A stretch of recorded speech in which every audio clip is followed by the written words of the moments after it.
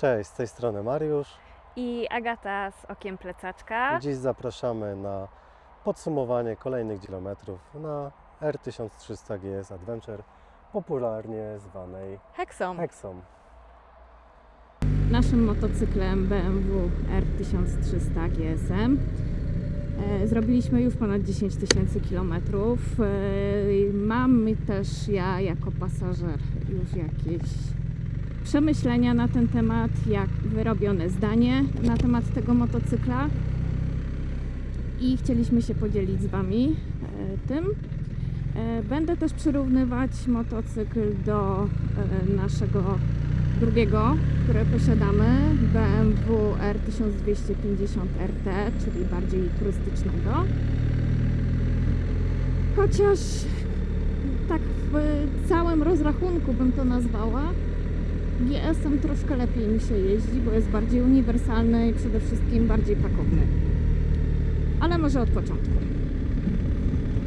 Tak, jeśli chodzi o sam motocykl, to jesteśmy już po przeglądzie po kolejnych 10 000 kilometrów. Praktycznie przez 6 miesięcy nakręciliśmy te 10 000 od pierwszego przeglądu, który miał miejsce w marcu, w połowie marca, a w połowie września byliśmy na serwisie przy prawie 11 000 kilometrów, stąd też dzisiejszy film.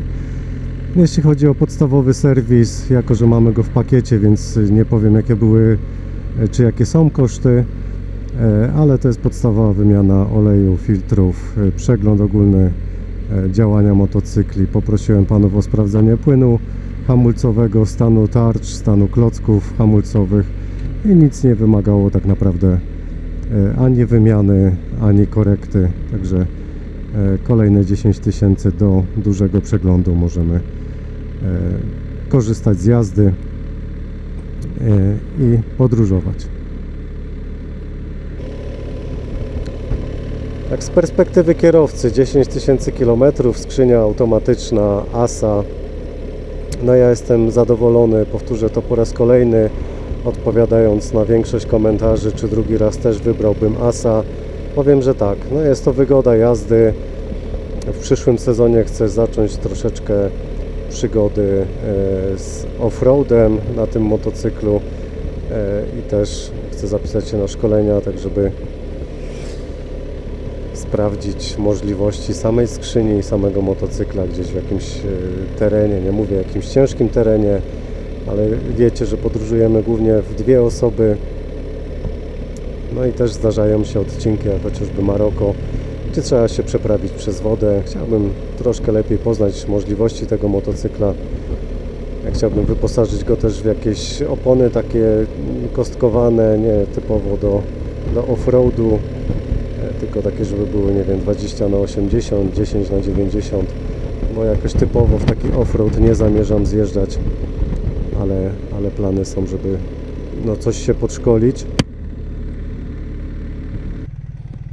Jeśli chodzi o doposażenie motocykla, to już prezentowaliśmy filmy odnośnie kufrów, które w dalszym ciągu mamy oryginalne. W dalszym ciągu czekamy też na przedłużki, ale raczej w tym sezonie myślę, że one się nie pojawią. Dlatego też na wyjazd na Wyspy Owcze zakupiliśmy dodatkowe torby, które zaprezentujemy na pewno gdzieś w przebitkach. 20-litrowe w kształcie czy w formie takiego worka, wodoszczelne, też przetestowane na Wyspach Owczych, dość pakowne i dość foremnie wyglądające, pasujące przede wszystkim bez żadnych przeróbek do bocznych kufrów. Nie braliśmy tym razem nadstawki na kufer centralny, nie braliśmy tankbaga, a zawsze z nami podróżują te malutkie boczne torby, w których mamy akcesoria takie jak chociażby kompresor, booster, apteczka, no i kilka niezbędnych elementów narzędziowych, multitool, jakieś tam bezpieczniki, tak żeby w razie W mieć coś pod ręką, a mieliśmy już takie doświadczenie z AirTagiem, że przydały się chociażby sznury do załatania dziury po gwoździu. Także te podróżują z nami ciągle, natomiast zmieniamy konfigurację samych kufrów bocznych, kufra centralnego i nadstawek ewentualnie te kufry. No ani razu jeszcze nie podróżowaliśmy z tankbagiem, bo nie widzieliśmy takiej potrzeby. To co ja? No to ja jako pasażer jeszcze takie spostrzeżenie. AirTag, wygodniej mi się na niego wsiada, można powiedzieć, bo jest niższy. Ten motocykl jest wyższy, wyżej siedzę, więc nawet mam lepszą widoczność, bo moje oczy praktycznie kończą się albo zaczynają się na wysokości tam, gdzie twój kask się kończy, więc jak się tak troszeczkę bardziej wyprostuje, to nawet nad tobą wszystko widzę, co w AirTagu jest niemożliwe, bo raczej siedzimy bardziej równo. W AirTagu kanapa jest szersza, natomiast jest bardziej śliska, a tutaj mam 3 pary różnych spodni motocyklowych i w żadnych się nie przemieszczam, się nie ślizgam. One fajnie trzymają się na tej kanapie. Kanapa jest tutaj podgrzewana, tak jak w AirTagu, natomiast włączanie tej podgrzewanej kanapy moim zdaniem się znajduje trochę w niefortunnym miejscu, bo mam problem, pomimo że wiem, gdzie to jest, mam problem, żeby to włączyć. Dużo ciężej się to włącza. No w każdym bądź razie umiejscowienie włącznika i wyłącznika ogrzewania tylnej kanapy dla pasażera jest przede wszystkim pod moją nogą, pod moim udem, więc muszę się powiercić bardziej, rozszerzyć nogi, żeby włączyć, żeby nacisnąć ten przełącznik. Co w AirTagu jest bardziej ergonomiczne, jest bardziej z tyłu i jest bardziej wyczuwalne, nazwałabym to wymacalne. Tutaj mniej, tym bardziej jest to w takiej obudowie, ciężko chodzi, no moim zdaniem na duży minus do poprawy. Mamy zakupioną wyższą szybę z piuga, tutaj zamontowaną akcesoryjną. Mimo to ja z tyłu odczuwam duże podmuchy wiatru, jest dużo głośniej. Jeździmy w zatyczkach do uszu, natomiast w porównaniu z komfortem aerodynamicznym i komfortem takim akustycznym z AirTagiem, AirTag jest dużo cichszy i mniej wyczuwalny jest ten wiatr tutaj z tyłu. No co kto lubi, tak? Bo w Maroku to trochę ratowało nas, bo było bardzo ciepło, więc ten wiatr był wręcz tutaj wskazany. Natomiast no, te europejskie takie kierunki, nazwijmy to standardowe, gdzie nie ma po 40 stopni czy po 30 stopni, no to tutaj bardziej odczuwam podmuchy wiatru. Ale no tak to jest. No. Ja tylko przedstawiam plusy i minusy, porównuję obydwa motocykle. Trzeba reasumując powiedzieć, że na AirTagu jesteśmy osłonięci praktycznie przed wiatrem czy warunkami atmosferycznymi, natomiast na GS-ie bardziej jesteśmy odsłonięci. Większy wpływ to ma na chociażby ostatnio jazdę praktycznie pół dnia w deszczu. Może nie tyle, że przemokliśmy, co dużo bardziej jest odczucie takiego moknięcia, tak? Mamy No tak. ciuchy z Gore-Texu, więc tutaj nie ma opcji o tym, żeby to przemokło, ale większy strumień wody na nas jednak leci.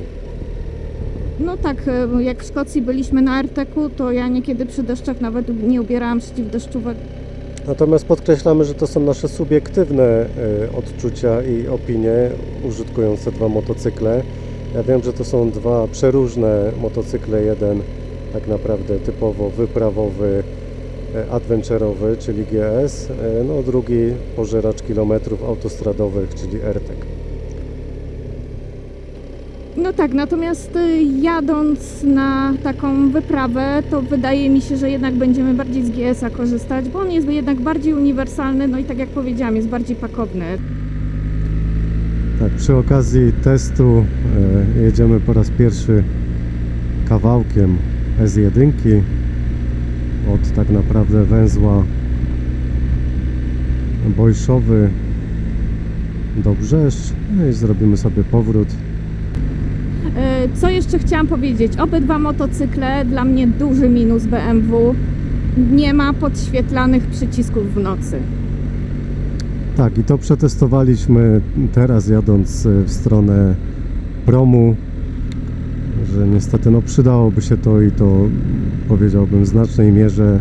No po zmierzchu no trzeba wymacywać tutaj przyciski, no jak na motocykl za grubo ponad 100 000, motocykle grubo ponad 100 000, no jest to moim zdaniem jeden z największych minusów, który no ułatwiłby gdzieś tam życie.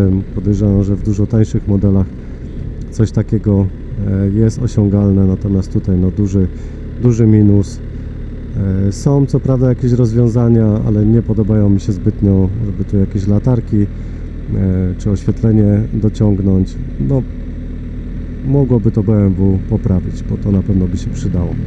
A że tak zapytam, w Tigerze mieliśmy podświetlane chyba, Tak, prawda? w Tigerze W dużym mieliśmy Tigerze podświetlane. 1200.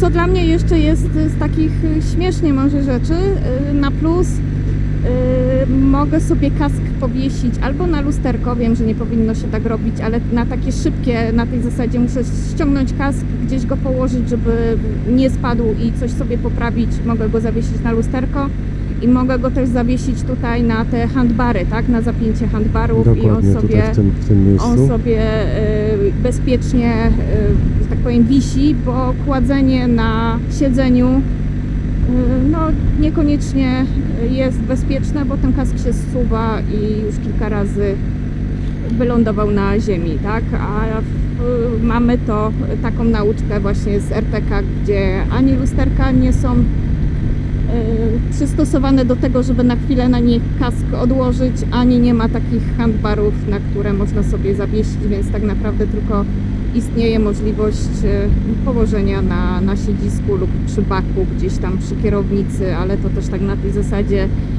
jak to się mówi, na słowo honoru i trzeba go bardzo pilnować, żeby on nie spadł.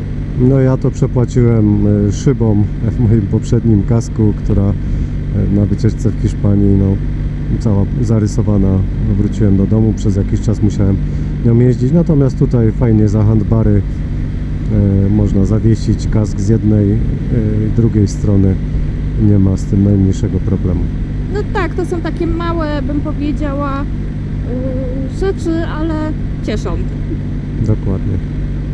Co jeszcze dodamy? No dużo nowinek technicznych takich, które ułatwiają jazdę, jak chociażby, co już wspominałem, w lusterkach mamy martwe pola, mamy aktywny tempomat, który utrzymuje zadaną prędkość i też odstęp od poprzedzających nas pojazdów.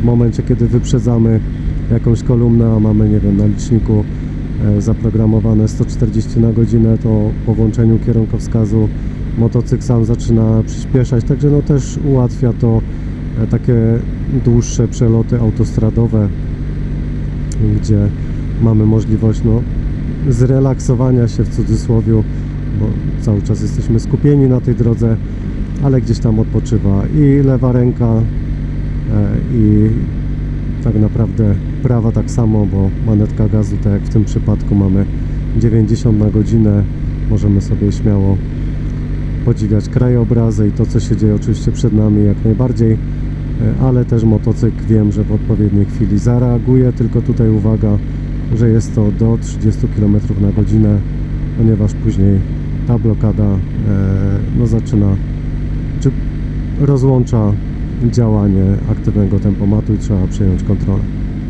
Także nie jest to do pełnej prędkości, czy od pełnej prędkości do zera, tylko do 30 na godzinę i to też przetestowałem.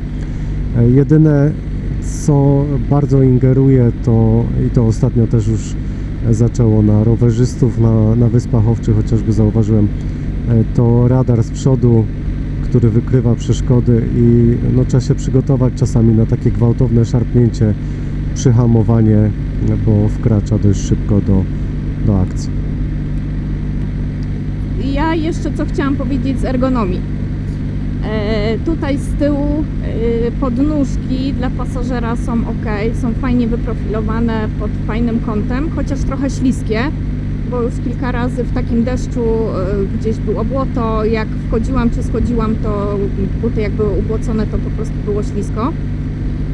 Natomiast kąt, pod jakim nogi moje są tutaj na tych podnóżkach oparte, jest dużo bardziej wygodniejszy niż w RTK-u. W RTK-u ten silnik Boxer, on wiadomo, takie specyficzne wibracje nadaje i po takiej dłuższej podróży ja mam stopy ścierpnięte. Po prostu te stopy przejmują bardziej wibracje i one tak specyficznie cierpną.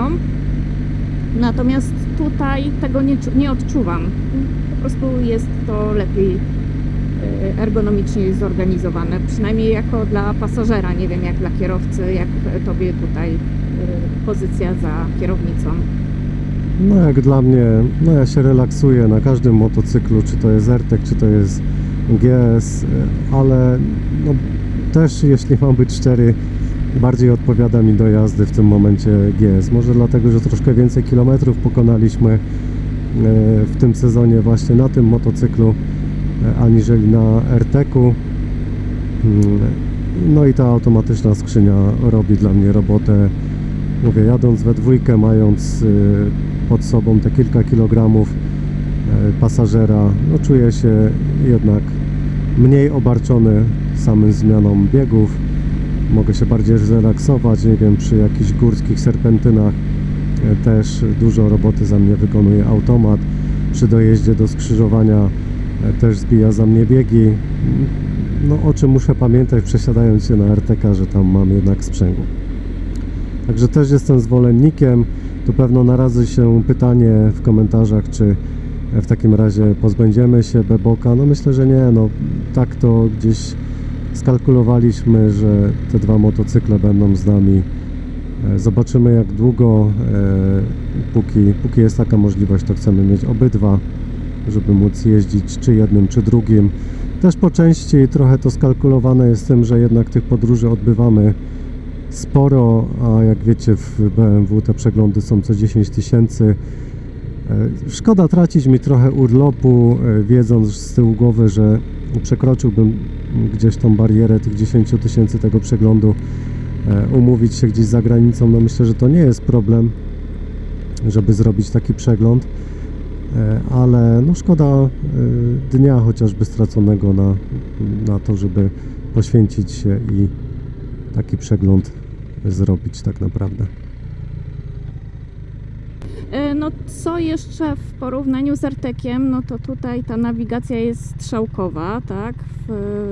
Wyświetlacz TFT nie oferuje takiej pełnej, normalnej nawigacji, nie ma też tak zwanego Android Auto czy Apple CarPlay, czyli nie łączy się Dlatego ten też wyświetlacz. wiecie, że nasz kanał jest znany z testów wszelkiego typu urządzeń, bo tutaj też jestem często poprawiany, że to nie jest nawigacja. No macie rację, to nie jest nawigacja, ale potocznie nazywamy to nawigacją, dlatego postaram się używać tej nazwy, że jest to urządzenie Apple CarPlay, Android Auto, bo tak naprawdę mirroring czy sharing to nie są polskie słowa i dziwnie brzmią, więc przyjmijmy, że testujemy urządzenia Apple CarPlay, Android Auto.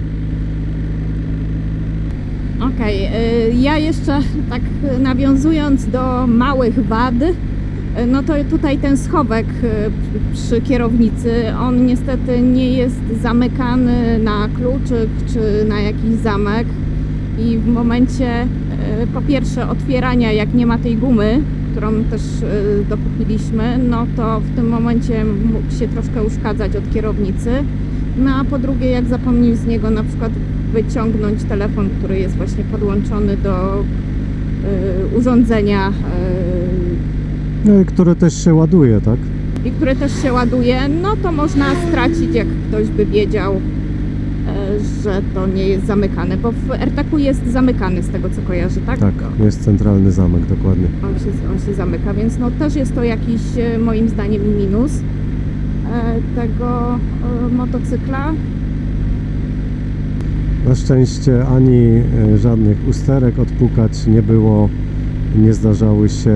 Mały psikus jedynie, który pojawił się na Wyspach Owczych, nie wiem czy związany z pokonaniem tego dnia dość znacznych różnic wysokości, czyli zjazdu z ponad 600 metrów na praktycznie poziom morza spowodował, że wyrzucił komputer błąd, że nie mamy powietrza w tylnym kole. Zostało 0,4 bara, więc zatrzymaliśmy się. Na szczęście stało się to kilometr od domu, który wynajmowaliśmy, ale zsiadając z motocykla wyglądało to tak, że zeszło tylko 1/10 z 2,9 na 2,8. Dopompowaliśmy i ten błąd pojawił się na dzień następny, ale już różnica nie była tak duża, bo to było 2,6, a fizycznie napompowane było do 2,9, więc takie psikusy. No co prawda troszkę się wystraszyliśmy, bo stwierdziliśmy, znowu czeka nas łatanie opon czy opony, ale nie miało to miejsca, więc też takie psikusy się zdarzają.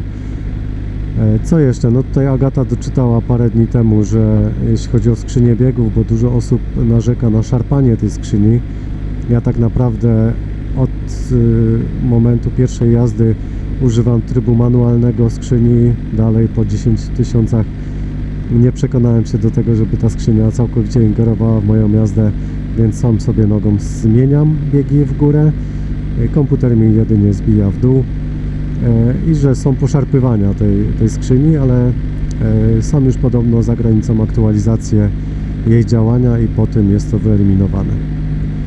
Zobaczymy, czy w Polsce też zostanie ogłoszona taka akcja serwisowa. Jeżeli tak, to postaram się na nią podjechać, ale nie wiem, czy w moim przypadku coś to pomoże, bo no cały czas zmieniam to biegi manualnie. Czy też masz takie odczucie, że poszarpuje ta skrzynia podczas zmian takich manualnych? Nie.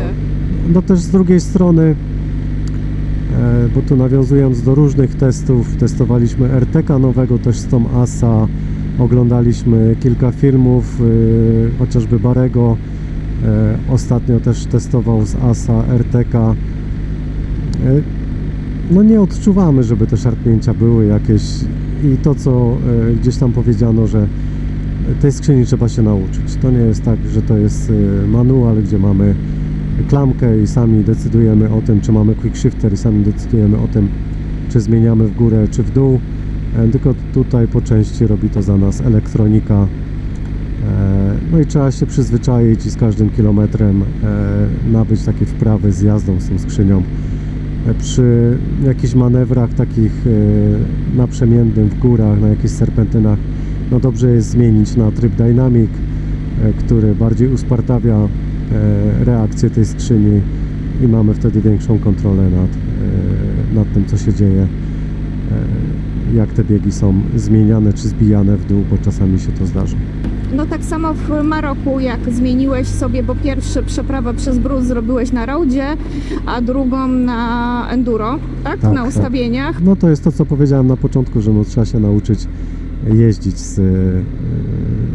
z tą skrzynią i nauczyć jeździć przede wszystkim w terenie, zachowania motocykla, bo podejrzewam, że sporej części tych ustawień samego komputera, trybów jazdy, no trzeba się nauczyć, trzeba, żeby ktoś pokazał, jak je wykorzystać, bo tutaj akurat trafił się pan bodajże z Francji, o ile dobrze pamiętam, który przyszedł, zobaczył, że to jest automat, ale poprzestawiał mi tryby na enduro i zupełnie inaczej ten motocykl się zachowywał. Co jeszcze? Czy drugi raz wybralibyśmy ten motocykl? Myślę, że tak, bo daje dużo frajdy. No Maroko było jedną z takich wypraw, gdzie troszkę tych przeżyć było. Tu zapraszamy do śledzenia naszych odcinków, które sukcesywnie staramy się wrzucać. A jeżeli nie chcecie przegapić naszych kolejnych odcinków, czy z testów, czy z jazdy motocyklem, czy z naszych podróży, to zasubskrybujcie nasz kanał, zalajkujcie, jeżeli podobał Wam się ten film.